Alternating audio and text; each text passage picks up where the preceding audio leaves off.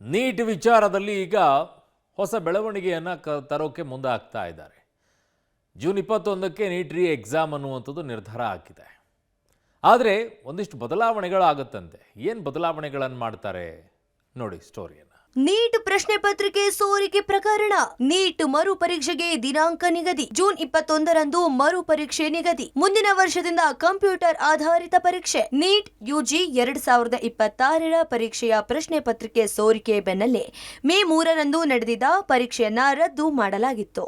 ಇದೀಗ ಜೂನ್ 21ರಂದು ಮರು ಪರೀಕ್ಷೆಗೆ ದಿನಾಂಕ ನಿಗದಿ ಮಾಡಲಾಗಿದೆ. ಈಗ ನಡೆಯಲಿರುವ ಪರೀಕ್ಷೆಯನ್ನು ಈಗಿರುವ ವಿಧಾನದಲ್ಲೇ ನಡೆಸಲು ನಿರ್ಧರಿಸಲಾಗಿದೆ. ಪರೀಕ್ಷೆಯನ್ನು ನ್ಯಾಯಯುತ ಮತ್ತು ದೋಷವಿಲ್ಲದ ನಡೆಸಲು ಸರ್ಕಾರವು ಹಲವು ಕ್ರಮಗಳನ್ನು ತೆಗೆದುಕೊಳ್ಳುತ್ತಿದೆ ಎಂದು ಕೇಂದ್ರ ಶಿಕ್ಷಣ ಸಚಿವ ಧರ್ಮೇಂದ್ರ ಪ್ರಧಾನ್ ಹೇಳಿದ್ದಾರೆ. ನೀಟ್ ಯುಜಿ 2026ರ ಪರೀಕ್ಷೆಯ ಪ್ರಶ್ನೆ ಪತ್ರಿಕೆ ಸೋರಿಕೆ ಬೆನ್ನಲ್ಲೇ ಶಿಕ್ಷಣ ಸಚಿವರ ನೇತೃತ್ವದಲ್ಲಿ ಉನ್ನತ ಮಟ್ಟದ ಸಭೆ ನಡೆಸಲಾಗಿತ್ತು. ಅದರ ನಂತರ ನಡೆದ ಸುದ್ದಿಗೋಷ್ಠಿಯಲ್ಲಿ ಧರ್ಮೇಂದ್ರ ಪ್ರಧಾನ್ ಮಾತನಾಡಿ ತೆಗೆದುಕೊಂಡ ಕ್ರಮಗಳ ಬಗ್ಗೆ ಅವರು ವಿವರಿಸಿದರು. ಪ್ರಶ್ನೆ ಪತ್ರಿಕೆ ಲೀಕ್ ತಡೆಯಲು ಮುಂದಿನ ವರ್ಷದಿಂದ ಕಂಪ್ಯೂಟರ್ ಆಧಾರಿತ ಪರೀಕ್ಷೆ ಅಂದರೆ ಸಿಬಿಟಿ ಮಾದರಿಯಲ್ಲಿ ನೀಟ್ ಪರೀಕ್ಷೆ ನಡೆಸಲಾಗುವುದು ಎಂದು ಕೇಂದ್ರ ಶಿಕ್ಷಣ ಸಚಿವ ಧರ್ಮೇಂದ್ರ ಪ್ರಧಾನ್ ತಿಳಿಸಿದ್ದಾರೆ. ಹಾಗಾದ್ರೆ ಏನಿದು ಸಿಬಿಟಿ ಅಂದ್ರೆ ಕಂಪ್ಯೂಟರ್ ಬೇಸ್ಡ್ ಟೆಸ್ಟ್ ಅಂದ್ರೆ ಅಂತ ನೋಡೋಣ. ಏನಿದು ಸಿಬಿಟಿ ಪರೀಕ್ಷೆ? ಅಭ್ಯರ್ಥಿಗಳಿಗೆ ಕಂಪ್ಯೂಟರ್ ಅಥವಾ ಲ್ಯಾಪ್ಟಾಪ್ ನೀಡಲಾಗುತ್ತದೆ. ಪ್ರಶ್ನೆಗಳು ಮಾನಿಟರ್ನ ಪರದೆಯಲ್ಲಿ ಕಾಣಿಸುತ್ತವೆ. ಉತ್ತರಗಳನ್ನ ಮೌಸ್ ಅಥವಾ ಕೀಬೋರ್ಡ್ ಮೂಲಕ ಆಯ್ಕೆ ಮಾಡಬೇಕು. ಬಹು ಆಯ್ಕೆ ಪ್ರಶ್ನೆಗಳು ಹೆಚ್ಚು ಇರುತ್ತವೆ. ಸಮಯ ಮುಗಿದ ಕೂಡಲೇ ಸ್ವಯಂ ಸಲ್ಲಿಕೆ ಆಗುತ್ತದೆ. ಇದರಿಂದ ವೇಗವಾಗಿ ಫಲಿತಾಂಶ ಪ್ರಕಟಿಸಲು ಸಹಾಯಕ. ಇದರಿಂದ ಪ್ರಶ್ನೆ ಪತ್ರಿಕೆ ಸೋರಿಕೆ ಸಾಧ್ಯತೆ ಕಡಿಮೆ. ಎಲ್ಲ ಅಭ್ಯರ್ಥಿಗಳಿಗೆ ಒಂದೇ ರೀತಿಯ ವ್ಯವಸ್ಥೆ. ಪರೀಕ್ಷಾ ಕೇಂದ್ರಗಳಲ್ಲಿ ಆನ್ಲೈನ್ ಸುರಕ್ಷಿತ ಸಾಫ್ಟ್ವೇರ್ ಮೂಲಕ ಎಕ್ಸಾಮ್. ಬ್ಯಾಂಕಿಂಗ್, ರೈಲ್ವೆ, ಎಸ್ಎಸ್ಸಿ ಪರೀಕ್ಷೆಗಳು ಇದೇ ಮಾದರಿಯಲ್ಲಿ ನಡೆಯುತ್ತಿವೆ. ಹೀಗಾಗಿ ಕೇಂದ್ರ ಸರ್ಕಾರ ಸಿಬಿಟಿ ಪರೀಕ್ಷೆಗೆ ಒತ್ತು ನೀಡಿದೆ. ನೀಟ್ ಪ್ರಶ್ನೆ ಪತ್ರಿಕೆ ಲೀಕ್ ಆದ ಬೆನ್ನಲ್ಲೇ ಕೇಂದ್ರ ಸರ್ಕಾರ ಕಡೆಗೂ ಎಚ್ಚೆತ್ತುಕೊಂಡಿರುವಂಥದ್ದು. ಮುಂದಿನ ವರ್ಷದಿಂದ ಆನ್ಲೈನ್ ಮೂಲಕ ಈ ಒಂದು ಪರೀಕ್ಷೆಗಳನ್ನು ನಡೆಸುವಂತಹ ತೀರ್ಮಾನಕ್ಕೆ ಕೇಂದ್ರ ಸರ್ಕಾರ ಬಂದಿದೆ. ಕಂಪ್ಯೂಟರ್ ಆಧಾರಿತ ಸಿಬಿಟಿ ಮಾದರಿಯಲ್ಲಿ ಪ್ರಶ್ನೆ ಪತ್ರಿಕೆಗಳನ್ನು ಸಿದ್ಧಪಡಿಸಿ ಆನ್ಲೈನ್ ಮೂಲಕ ಪ್ರಶ್ನೆಗಳನ್ನು ಕೇಳುವಂಥದ್ದು ಅಥವಾ ಪರೀಕ್ಷೆಯನ್ನು ನಡೆಸುವಂತಹ ತೀರ್ಮಾನಕ್ಕೆ ಈಗ ಕೇಂದ್ರ ಸರ್ಕಾರ ಬಂದಿದೆ. ಇದಕ್ಕೆ ಸಂಬಂಧಪಟ್ಟಂತೆ ಇವತ್ತು ಕೇಂದ್ರ ಶಿಕ್ಷಣ ಸಚಿವ ಧರ್ಮೇಂದ್ರ ಪ್ರಧಾನ್ ಮಾಹಿತಿಯನ್ನು ಕೂಡ ಕೊಟ್ಟಿದ್ದಾರೆ.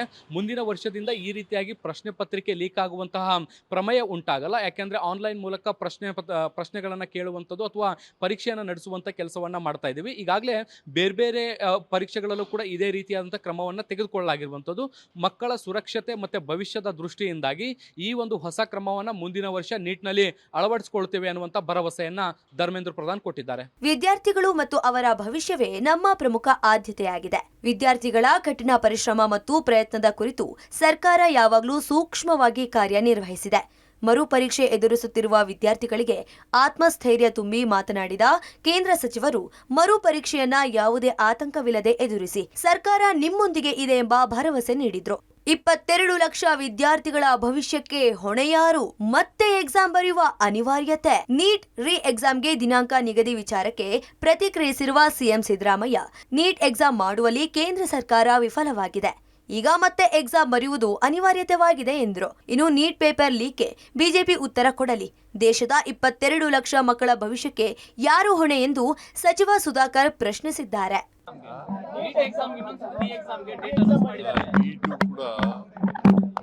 ಅದು ಮಾಡೋದ್ರಲ್ಲಿ ವಿಫಲರಾಗಿದ್ದಾರೆ.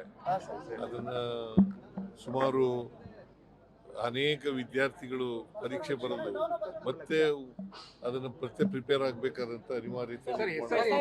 ಈಗ ಪ್ರಶ್ನೆ 5-6 ಜನ ಮಕ್ಕಳದಲ್ಲ, ಇವತ್ತು 22 ಲಕ್ಷ ಇಡೀ ದೇಶದಲ್ಲಿ ಎಲ್ಲ ರಾಜ್ಯಗಳಲ್ಲಿ ರಾತ್ರಿ ಹಗಲು ಇವತ್ತು ಒಂದು ವರ್ಷ ಕೈ ಬಿಟ್ಟಿದ್ದಾರೆ ಬಹಳಷ್ಟು ಜನ ಮಕ್ಕಳು. ಒಂದು ವರ್ಷ ಕೋಚಿಂಗ್ ಸೆಂಟರ್ಗಳಲ್ಲಿ ಲಕ್ಷಾಂತರ ರೂಪಾಯಿ ಖರ್ಚು ಮಾಡಿ ಇವತ್ತು ಮಕ್ಕಳು ಒಂದು ಆ ಮೆಡಿಕಲ್ ಎಕ್ಸಾಮನ್ನು ನೀಟ್ ಪರೀಕ್ಷೆಯನ್ನು ಬರೀಬೇಕು ಅಂತಕ್ಕಂಥ ಒಂದು ಒತ್ತಡದಲ್ಲಿ ಇವತ್ತು ಬರೆದಿದ್ದಾರೆ. ಈಗ ಅವರಿಗೆ ಏನು ಉತ್ತರ ಕೊಡ್ತಾರೆ ಅಂತಕ್ಕಂಥದ್ದು ಮಹಾನ್ ಬಿಜೆಪಿ ನಾಯಕರು ಹೇಳಬೇಕಾಗುತ್ತೆ. ಅವರು ಉತ್ತರ ಕೊಡಬೇಕಾದ ಯಾರು ಬಾಯ್ ಬಿಡ್ತಾ ಇಲ್ಲ ನೋಡಿ. ಸುಮಾರು 6.5 ಕೋಟಿ ಮಕ್ಕಳಿಗೆ ಇಲ್ಲಿವರೆಗೆ ಈ ರೀತಿಯಾದಂಥ ಅವ್ಯವಸ್ಥೆ ಆಗಿದೆ. ಏನು ಇವತ್ತು ಚರ್ಚೆಗೆ ಬಂದಿದೆ, ಭಾಳ ಖುಷಿ ಇದೆ. ಇದಕ್ಕೆ ಯಾರಿಗೂ ಉತ್ತರ ಕೊಡಲ್ಲ. ನೀವು ಉತ್ತರ ಹೋಗಿ ಕೇಳ್ರಿ. ವುಮೆನ್ ಬಿಲ್ ಬಗ್ಗೆ ಮಾತನಾಡ್ತಾರೆ. ದಯಮಾಡಿ ನೀವು ಹೋಗಿ ಮತ್ತೆ ಶೋಭಾ ಕರಂದ್ಲಾಜೆ ಮೇಡಮ್ ಕೇಳಿರಿ. ಮೋದಿ ಸಾಹೇಬ್ರು ಹೇಳ್ತಾರೆ ಇದ್ರ ಬಗ್ಗೆ ಯಾರೇನು ಮಾತಾಡ್ಕೋಬೇಡಿ ಅಂತ ಹೇಳಿ. ಒಟ್ಟಾರೆ ಸರ್ಕಾರ ಏನೋ ಪರ್ಯಾಯ ಕ್ರಮಗಳನ್ನ ತೆಗೆದುಕೊಂಡು ಮುಂದೆ ಹೀಗಾಗಲ್ಲ ಅಂತಿದೆ. ಆದರೆ ವರ್ಷಗಟ್ಟಲೆ ತಯಾರಾಗಿ ಪರೀಕ್ಷೆ ಬರೆದಿದ್ದ ವಿದ್ಯಾರ್ಥಿಗಳು ಈಗಾಗದ ನಷ್ಟಕ್ಕೆ ಹೊಣೆ ಯಾರು ಅಂತ ವಿದ್ಯಾರ್ಥಿಗಳು ಕೇಳ್ತಿದ್ದಾರೆ. ಆದರೆ ಈ ಪ್ರಶ್ನೆಗಳಿಗೆ ಸರ್ಕಾರದ ಬಳಿ ಉತ್ತರ ಇಲ್ಲ ಅನ್ನೋದು ವಿಪರ್ಯಾಸ. ಶಬ್ಬೀರ್, ಪಬ್ಲಿಕ್ ಟಿವಿ, ನವದೆಹಲಿ.